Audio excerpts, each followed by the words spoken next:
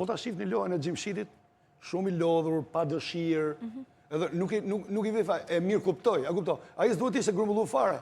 Ti grumbullu ato lojtarë që Ismaili dhe Muçi, si pas me e bëjnë gjithmonë thojza naze.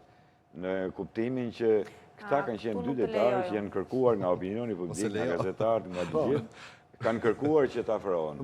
Ti thu që nuk është vërtet që Muçi është i dëmtuar? Jo, për Ismailin, paktën ka patur një komunikim. Nuk them asgjë. Por Muçi ka qenë emblema e Transasporit këtë edicion. Të lutem, për Ismailin ka patur një komunikim vetë me lojtarin, mbasi është dëmtuar, ka një problem serios, që është kronik.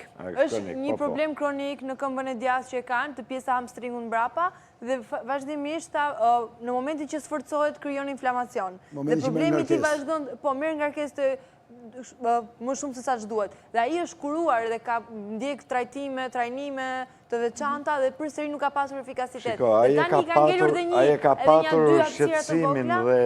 Dhe kjo gjëja nuk mund ta lejojmë që të themi ka një lojtar ku ka probleme tani nuk mund të vendosim rrezikun e shëndetit e një lojtari për një ndeshje, lutem miqësore.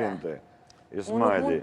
Ndërkohë që Ismaili mos vinte fare në grumbullim. Ismaili nga dëshira e madhe që ka për të luajtur për fanelën kuqezi, siç ka edhe Muçi, duan që të marrin pjesë në ndeshjet miqësore, madje edhe në çdo lloj stërvitje të mundshme që mund të ketë apo mbledhje që ka kombëtarja shqiptare. Ne po na bën leksion këtu. Unë po të them që nuk po mbaj leksion, por nuk mund ta akuzojmë lojtarin që Ajdiadi do të përgjigjë që nga Torino ku është, që unë nuk vi sepse kam problemin e mbartur dhe nuk do grumbullohem. Edhe stafi teknik do kishte gjetur një zgjidhje tjetër. Një. E dyta.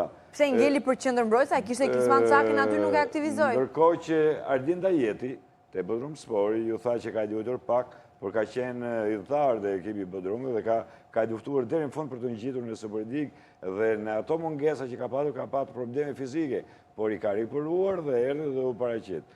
Pra kemi një kombëtare këdodi për ta mbyll, të çoroditur. A mund kjo kombëtare tani sepse ju thatë me të drejtë. Dhe unë jam dakord me Ruçën kur thoj që tekniku t'i japin kohë. Por në dy ndeshjet e para nuk tregoi asgjë, as tekniku, as ekipi që zbritin fushë. A do një refren që në përgjithësi trajnerët thuan në momentin që nënshkruajnë, thotë ne e pranuam ofertën, e pranuam objektivin dhe ka projekt të